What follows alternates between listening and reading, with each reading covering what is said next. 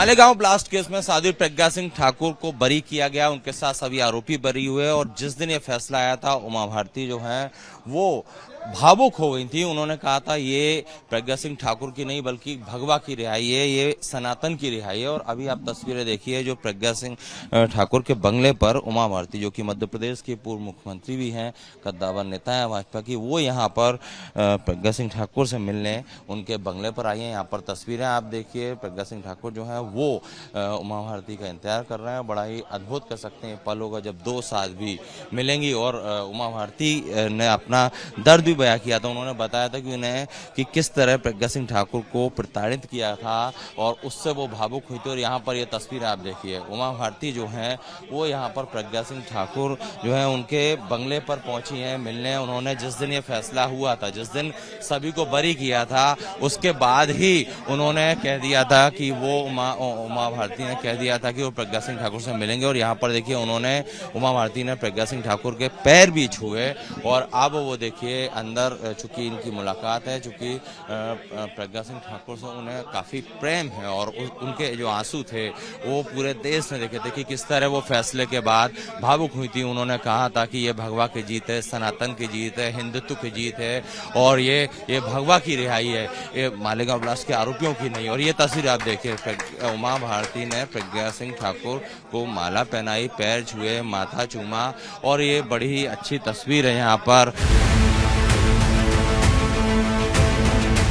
दीदी आप लोग मिलने आप मिलने आई उमा भारती, बात करने की कोशिश करते हैं जी। क्या है, प्रज्ञा जी के चेहरे पर उनकी तपस्या का और उनके शौर्य का ऐसा तेज रहता है कि आप भावुक हो ही नहीं सकते, क्योंकि इतना सहनशीलता है उनके स्वभाव में और इतनी मीठी मुस्कुराती हैं वो इसलिए मैंने आपको कहा ना, भावुकता के क्षण तो जब मैं उनको जेल में मिली तब भी ऐसे ही झमझम झिलमिला रही थी।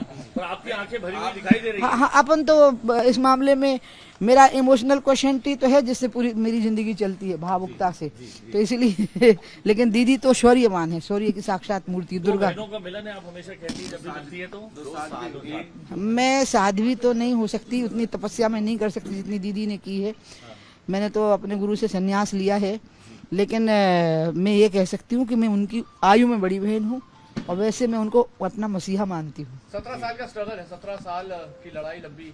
नहीं, ये तो हमेशा ही स्ट्रगल की हैं। जब स्टूडेंट लाइफ में थी तो भी अन्याय, शोषण, नारी अपमान के लिए ये हमेशा अपना शक्ति का प्रदर्शन करती थी और फ्रंट पे आ जाती थी। विद्यार्थी परिषद भी हमारा एक ऐसा स्टूडेंट विंग है जिसमें आपको संघर्ष करना पड़ता है। तो उसके बाद सन्यासी जीवन भी एक तपस्या का जीवन होता है। तो उसके बाद की जो संघर्ष की कहानी आप कह रहे हो वो तो प्रताड़ना की कहानी है, फिर प्रताड़ना के खिलाफ संघर्ष की। जिन्होंने प्रताड़ित किया उनको सजा मिली। अब उस पे कानूनी प्रक्रिया क्या है, वैधानिक प्रक्रिया क्या है, वो तो अपनानी होगी सरकार को या कुछ लोगों को। आप क्या चाहते हैं इस फैसले के? मैं ये चाहती हूँ कि जो शब्द का प्रयोग किया गया था भगवा आतंकवाद, और जिसको सत्यापित करने के लिए मालेगांव की घटना करवाई गई और उस घटना में कुछ लोगों को जिस तरह से जोड़ा गया, जो बहुत महत्वपूर्ण लोग थे, मूर्धन्य लोग थे, जिनमें से दीदी प्रज्ञा एक थी, लेकिन इनके मुंह से जो नाम लेने के लिए इनको उत्पीड़न किया गया, उसके द्वारा पूरे हिंदू समाज को और पूरे देश को बदनाम करने की बहुत बड़ी साजिश थी। ये सारे नाम सामने आए और इन पे देशद्रोह का केस चालू होना चाहिए। इन पे सब देश वो तो कह रही है कि दीदी 2019 के बाद अब आप लोगों का इस तरीके से मिलन हुआ है। लोकसभा चुनाव के समय हमने देखा था आप दोनों मिलकर। नहीं, मैं बीच में भी मिली हूँ, मैं अस्वस्थ थी तो दीदी मुझे एम्स में देखने भी गई थी और दीदी हमारा हमेशा हमें प्यार देती रहती हैं। और आज दीदी भगवा का सम्मान करने आई है, हिंदुत्व का सम्मान करने आई है और इसलिए बहुत बड़ा दिन है जो। और दीदी हमेशा से हिंदुत्व के लिए संघर्ष किया है उन्होंने, और जब भगवा अंदर था, जिस प्रकार से बदनाम करने का प्रयास किया और हम लोग सभी अंदर थे, तो दीदी ने उतनी जोर से आवाज उठाई जितनी जोर से समाज सुन सके।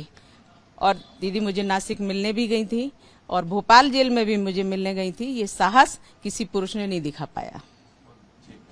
तो देखिए ये तस्वीरें हैं जहाँ पर उमा भारती जो है प्रज्ञा सिंह ठाकुर से मिलने यहाँ पर उनके बंगले पर पहुंची हैं और उन्होंने कहा कि ये जो उमा भारती जो है वो सनातन के सम्मान के लिए यहाँ पर आई हैं, भगवा के सम्मान के लिए यहाँ पर आई है। और ये एक्सक्लूसिव तस्वीरें हमने दिखाई यहाँ पर कि दो साधवियों का मिलन यहाँ पर हुआ है। कैमरामैन संजय अंकिल के साथ Sattu Singh, Republic Media Network, Bhopal.